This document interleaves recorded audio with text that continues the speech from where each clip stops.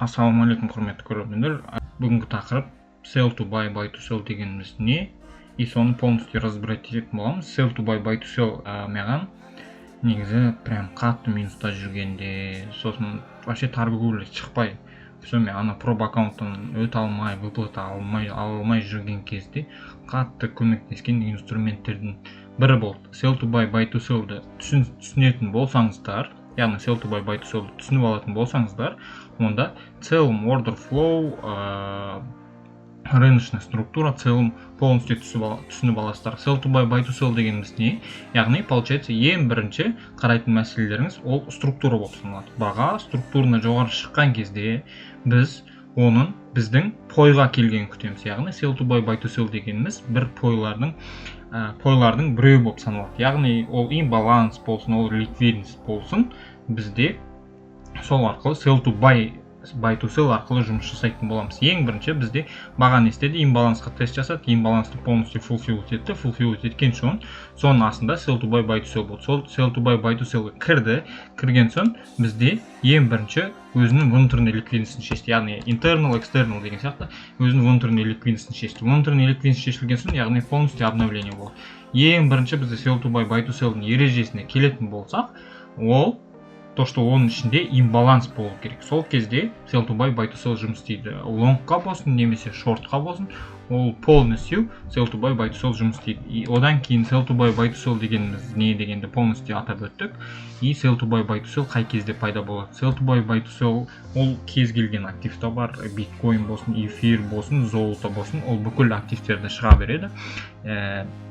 Даже золото, мысалы SNR, PSNR деп айтамыз ғой, соның өзінде, мысалы мен ол инструменттерді білмеймін, бірақ бүйтіп углубленно қарайтын болсақ, сол SNR, PSNR-ның өзі, ол сол sell to buy, buy to sell-ден большинство случаев реакция алып кетеді. Содан кейін sell to buy, buy to sell-да ең бірінші, яғни контекст дұрыс болу керек. Контекст дегеніміз бізде то, что баға лонгқа кетіп бара жатқан кезде біз тек сол направлениеде жұмыс істеуіміз керек. Если баға шортқа кетіп бара жатса, тек сол направлениеде шортқа жұмыс істейміз. Болды. Order flow дегеніміз басқа тақырыпта көрсеткен. Яғни order flow дегеніміз бізде А точкасынан Б точкасына жетудегі жолды айтамыз. Получается, бізде не істейді? Баға мына жақта бір оффпен жұмыс істеп келе жатады. Оффпен жұмыс істеген кезде ең бірінші бізде sell to buy, buy to sell модель шығады. Снятие и полный обновление. Баға көтерілген соң біз pullback-ті күтеміз. Pullback болған соң баға шығады. Содан кейін внутренний ликвидностьпен жұмыс жасайды да қайтадан жоғары қарай шығады. Сол кезде біз екінші подтверждениеден уже бізде жұмыс басталады. Снятие и обновление, полный целгение. И осы полностью движение бұл не істейді? Не деп аталады? Яғни order flow деп аталады. Баға А целінен Б точкасына дейінгі жұмыс жасауды order flow деп атаймыз. Одан кейін қалай уайымсыз sell to buy мен лимиткамен, значит, енді арамызда біреулер жұмыс істеп жүріп торговля жасайды. Немесе арамызда студенттер бар, немесе үлкен кісілер бар, жұмыс жасап жүріп лимиткамен уайымсыз қалай кіруге болады. Сол кезде, уайымсыз кірген кезде, мына жерде мен пример көрсетіп қойдым, яғни қазір басамыз. Мына евроактиві. Евроактивінде баға контекст бойынша жоғары кетіп бара жатады. Біз осы sell to buy, buy to sell-ға откат күтеміз. Яғни лимитка қойып қоямыз. Лимитка осы жерден касание болып, жоғарыға кеткен кезде бізде не болады? Яғни лимиткамен жұмыс болады. Сіз уайымсыз просто таңертең тұрасыз, лимиткаңызды қойып қойыңыз, баға келсе келеді, келмесе уже дальше бойынша ары қарай жалғастыра бересіз. Бірақ бір лимитканың бұл жері, енді бұл рынок болғасын, ситуация өзгеріп кетуі мүмкін, кейде бірақ жұмыс жасамай қалады. Но основном 60% 70% кезде ол лимиткамен жұмыс жасауға болады. Ал рыночный кезде, яғни баға түседі, баға түскен соң осы жерден, яғни тестін күтіп, тағы бір БТС-тің шыққан күтіп, барып сделкаға кіресіздер.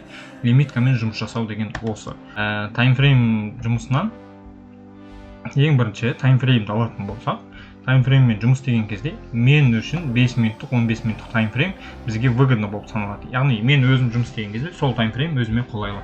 Содан кейін 5 минуттық таймфреймдағы примерді ашып қарайтын болсақ, евро USD активі 5 минуттық таймфрейм бізде Азия хай шешіледі. Азия хай шешілген кезде Франкфурт сессиясында бізде 5 минуттық sell to buy, buy to sell зонасы пайда болады. Sell to buy, buy to sell зонасынан яғни баға не істейді? Құлайды. осы жердегі эфталар жауып кету үшін. Содан кейін баға полностью обратно sell to buy to sellға pullback жасайды.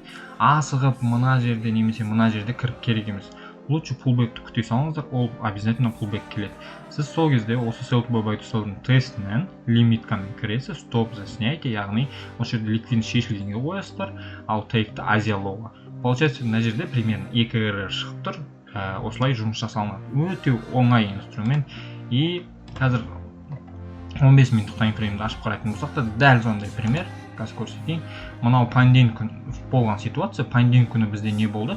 Яғни баға геппен ашылады. Франкфуртский сессия компрессивно төмен түседі да, бізде ликвидность қалдырып, қайтадан жоғары шығып, компрессивно осы жердегі Нью-Йорк сессиясы франкфуртский лоуды алып, шешіп, бізде не істейді? Sell to buy to sell жасайды да.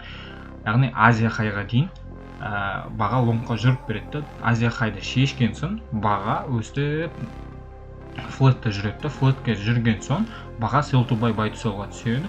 Біз не істейміз? Решение принимать етеміз, яғни лимиткамен стоп за снятие, тейк осы хайға дейін полностью алып, 2 RR-ден көп. Бұл жерде ситуацияны біліп алыңыздар, то, что сіздердің минимум алатын неңіз 2 RR болу керек. Хоть мына жерден кішкентай болса да 2 RR алып шығып кету керек. Одан артық ештеңе керек емес. Минимум 2 RR, 1 RR, 1,5 RR вообще болмайды. Содан кейін екінші примерді ашатын болсақ, бізде не істейді? Екінші примерді да, яғни яғни фунт активінде болды. Пандемия күні бізде снятие ликвидности, яғни лондонский лоуды Нью-Йорк снимать етеді, бізде sell to buy to sell зона қалдырады. Ертесі күні компрессивно баға төменге қарай түседі да, лондонский сессияда 4 сағаттық мына жерде то, что точно помню, то, что мына жерде 4 сағаттық ликвидность болды. 4 сағаттық ликвидностьті шешіп, баға мына жерде 15 минуттық обновление структуры жасайды. Содан кейін 15 минуттық имбаланс қалдырады. Біз имбаланстың тестінен, яғни сделка ашылады, стоп за снятие, тейк қай жерге, яғни келесі күннің, яғни ПДХ-ға қарай ашылады. Тейкпен успешно жабыламыз. Бағана айтылғандай, бұл кез келген активте жұмыс жасай береді. Ең бірінші мына жерде нарративті қарасақ, нарратив и контекстті қарайтын болсақ, бізде ликвидность шешілген, обновление болған, полный мына жақта sell to buy to sell зонасы болады, баға түседі, қайтадан жүреді. Келесі күн азиатский сессия ашылады. Азиатский сессия мына жердегі внутренний ликвидностьтерді алады. Внутренний ликвидность алған соң мына жерде көрсек, обновление болады, полностью Франкфурт өзіне имбаланс қалдырады. Біз не істедік? Имбаланстың тестінен стоп за снятие, тейк примерно 2 RR-мен жабылып қалдық. И мына жерде қарасақ, даже золото құламай тұрып не істеді? Бізде ең бірінші sell to buy to sell, мына жерде SMT жасайды, и полностью обновление структура болады. Обновление структура, внутреннее обновление структура болады. Содан кейін сол sell to buy ішінде баға pullback жасап кіріп, снятие ликвидность, обновление. Біз не істедік? Обновлениеден, яғни рыночныймен кірдік, стоп за снятие, take 2 RR, все. Все просто, барлығы оп-оңай жұмыс істеу стилі. И всегда бізде не болу керек, неге қарау керек? Бізде ең бірінші полный офф болу керек. Сол оффпен ғана жұмыс жасайсыздар.